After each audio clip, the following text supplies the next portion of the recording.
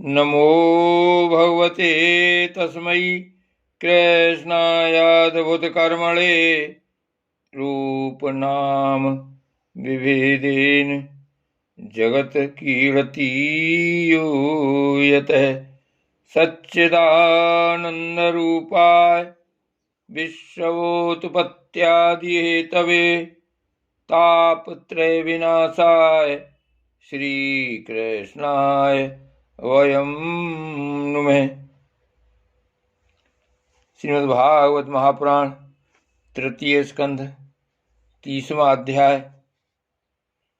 देह गेह में आसक्त पुरुषों की अधोगति का वर्णन। श्री कपिल देव जी कहते हैं, माताजी, जिस प्रकार वायु के द्वारा उड़ाया जाने वाला मेघ समूह उसके बल को नहीं जानता, उसी प्रकार यह जीव भी बलवान काल की प्रेरणा से भिन्न भिन्न अवस्थाओं तथा योनियों में भ्रमण करता रहता है, किंतु उसके प्रबल पराक्रम को नहीं जानता। जीव सुख की अभिलाषा से जिस जिस वस्तु को बड़े कष्ट से प्राप्त करता है, उसी उसी को भगवान काल विनष्ट कर देता है, जिसके लिए उसे बड़ा शोक होता है। इसका कारण यही है कि यह मंदमती जीव अपने इस नाशवान शरीर तथा उसके संबंधियों के घर, खेत और धन आदि को मोहवश नित्य मान लेता है। इस संसार में यह जीव जिस जिस योनि में जन्म लेता है, उसी उसी में आनंद मानने लगता है और उससे विरक्त नहीं होता। यह भगवान की माया से ऐसा मोहित हो रहा है कि कर्मवश नार की योनियों में जन्म लेने पर भी वहाँ के विष्टा आदि भोगों में ही सुख मानने के कारण उसे भी छोड़ना नहीं चाहता। यह मूर्ख अपने शरीर, स्त्री, पुत्र, गृह, पशु, धन और बंधु बांधवों में अत्यंत आसक्त होकर उनके संबंध में नाना प्रकार के मनोरथ करता हुआ अपने को बड़ा भाग्यशाली समझता है। इनके पालन पोषण की चिंता से इसके संपूर्ण अंग जलते रहते हैं, तथापि दुर्वासनाओं से दूषित हृदय होने के कारण यह मूल निरंतर इन्हीं के लिए तरह तरह के पाप करता रहता है। उल्टा स्त्रियों के द्वारा एकांत में संभोग आदि के समय प्रदर्शित किए हुए कपटपूर्ण प्रेम में तथा बालकों की मीठी मीठी बातों में मन और इंद्रियों के फंस जाने से गृहस्थ पुरुष घर के दुख प्रधान कपटपूर्ण कर्मों में लिप्त हो जाता है। उस समय बहुत सावधानी करने पर यदि उसे किसी दुख का प्रतिकार करने में सफलता मिल जाती है, तो उसे ही वह सुख सा मान लेता है। जहां तहां से भयंकर हिंसा वृत्ति के द्वारा धन संचय कर यह ऐसे लोगों का पोषण करता है जिनके द्वारा पोषण से नरक में जाता है।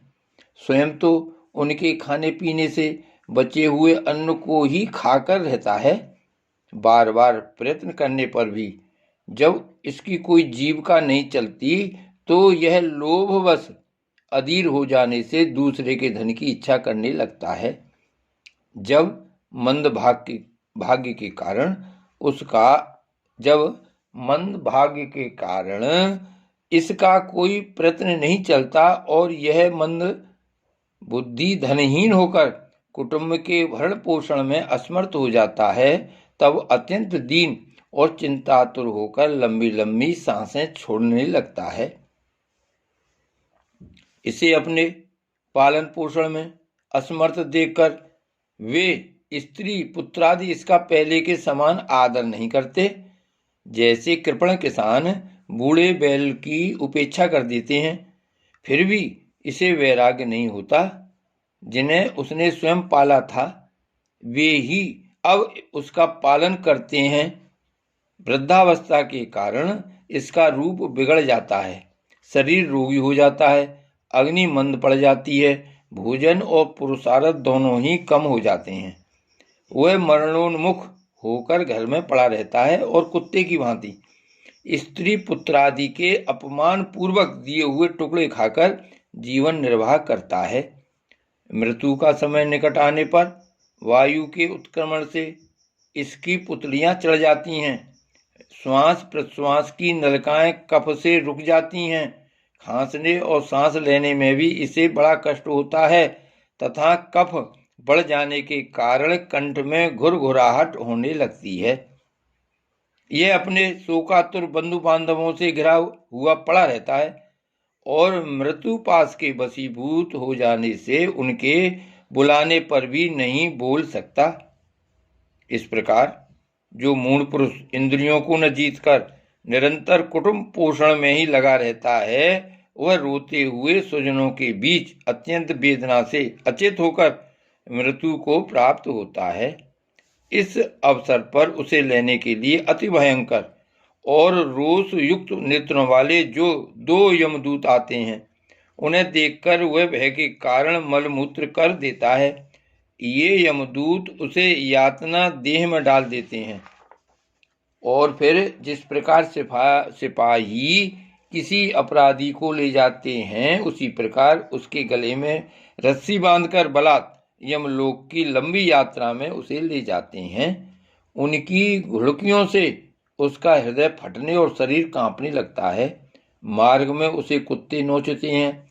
उस समय अपने पापों को याद करके वह व्याकुल हो उठता है।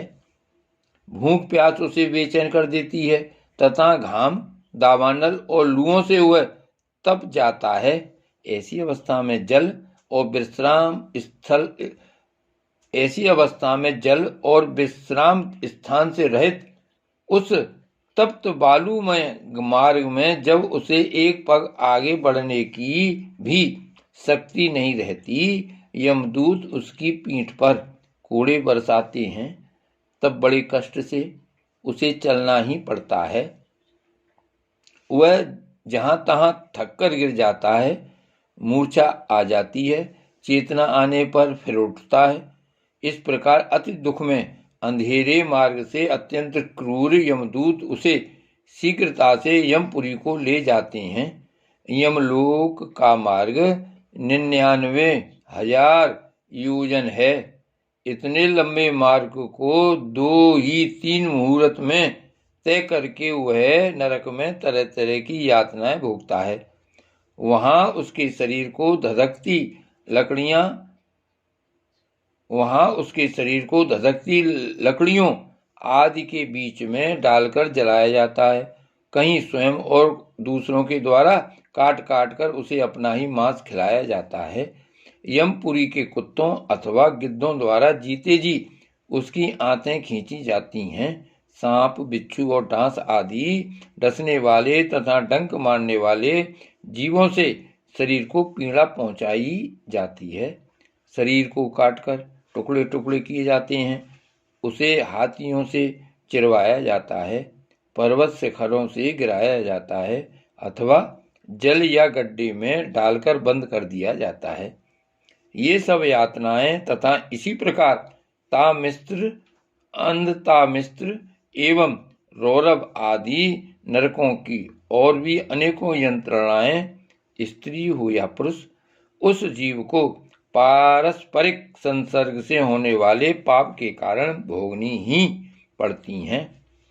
माताजी, कुछ लोगों का कहना है कि स्वर्ग और नरक तो इसी लोक में है, क्योंकि जो नारकी यातनाएं हैं वे यहाँ भी देखी जाती हैं।